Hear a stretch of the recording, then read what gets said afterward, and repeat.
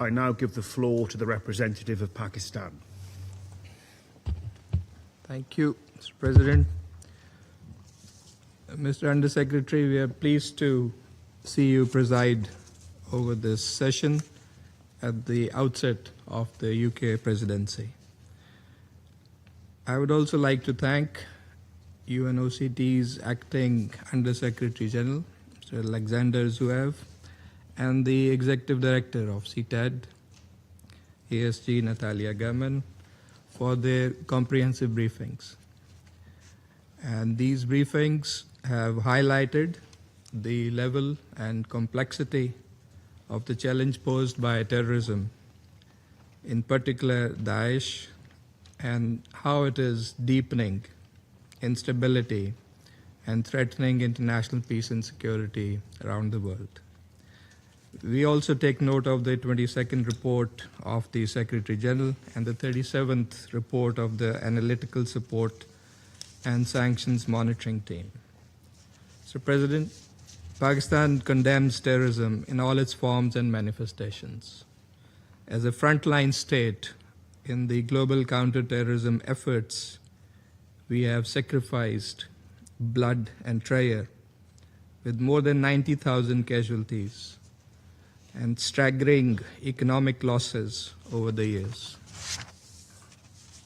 Let me recall that the Al-Qaeda core was largely decimated in Afghanistan due to Pakistan's instrumental efforts. Pakistan has also been playing a lead role in successfully combating ISIL-K in our region. Over the last few years, particularly after the Taliban takeover in Kabul, externally sponsored and foreign-funded proxy terrorist groups such as Fitna al-Khawarij TTP and Fitna al-Hindustan BLA and its Majid Brigade have got a new lease of life. Operating with virtual impunity from the Afghan soil and with the active support of our eastern neighbor, these groups are responsible for heinous terrorist attacks inside Pakistan.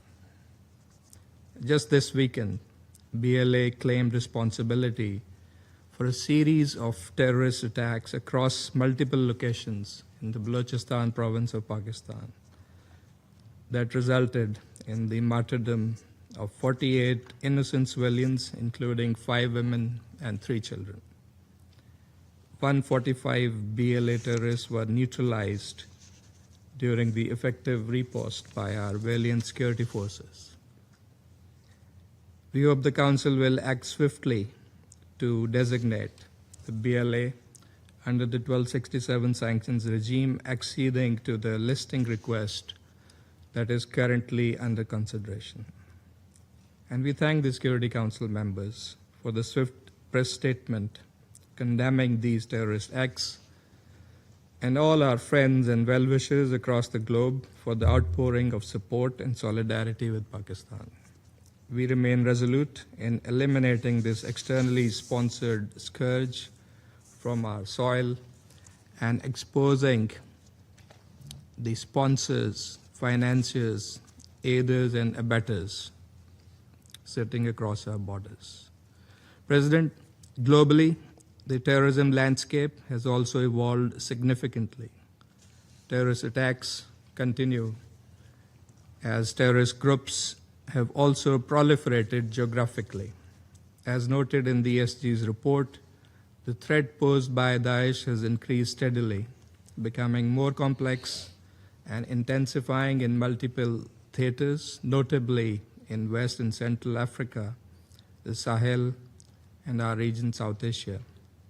While continuing to operate in Syria and Iraq, albeit with a diminished capacity, Daesh and its affiliates are persisting with recruitment of foreign terrorist fighters, increased utilization of modern ICTs to organize and recruit online, terror financing through digital wallets and cryptocurrencies, use of unmanned aerial systems, and exploitation of social media and AI for propaganda purposes. The international community must address the contemporary terrorist threat through a collective comprehensive and coordinated response, including through the balanced implementation of the global counterterrorism strategy. In this regard, first of all, we must effectively tackle the terrorist threats from Afghanistan. As documented by the monitoring team, the Afghan de facto authorities provide a permissive environment for a range of terrorist groups, notably TTP. Al-Qaeda continues to enjoy the patronage of DFA.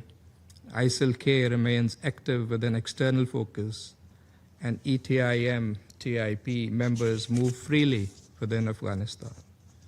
These terrorist groups pose a threat not only to Pakistan, but to the entire region and beyond. Recent activity in Central Asia close to the Afghan border has validated earlier warnings. It has also become imperative to prevent the billions of dollars of sophisticated weapons and equipment left behind by foreign forces in Afghanistan from falling into the hands of terrorists. Secondly, there must be accountability of external destabilizing actors who support, finance, and arm these groups, including their proxies in Afghanistan.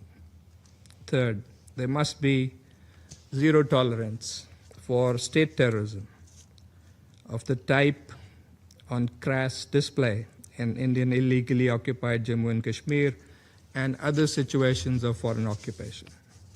Occupation and accompanying repression cannot be masked as counterterrorism to suppress the internationally recognized and UN-sanctioned legitimate struggles of peoples against foreign occupation and for their inalienable right to self-determination in accordance with relevant UN resolutions and international legitimacy.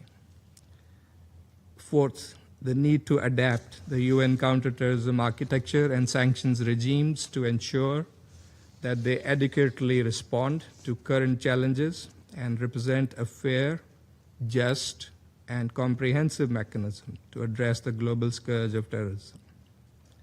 Counterterrorism policies have so far singled out only the adherents of one religion, that's Muslims.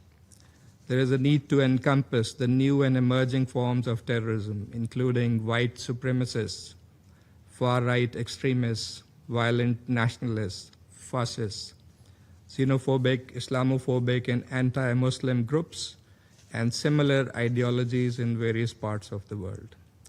Present terrorism can be defeated only through unity and cooperation, without any double standards or discrimination, addressing the root causes, and by preventing its exploitation for politically motivated agendas. The forthcoming 9th GCTS review this year offers a valuable opportunity to renew our collective resolve to take practical steps for preventing and countering terrorism in all its forms and manifestations by plugging the identified gaps and thereby refreshing the international consensus on effective international efforts. Pakistan will continue to support multilateral efforts aimed at devising comprehensive and holistic strategies to combat and eradicate this menace through collective endeavors and cooperation. I thank you very much.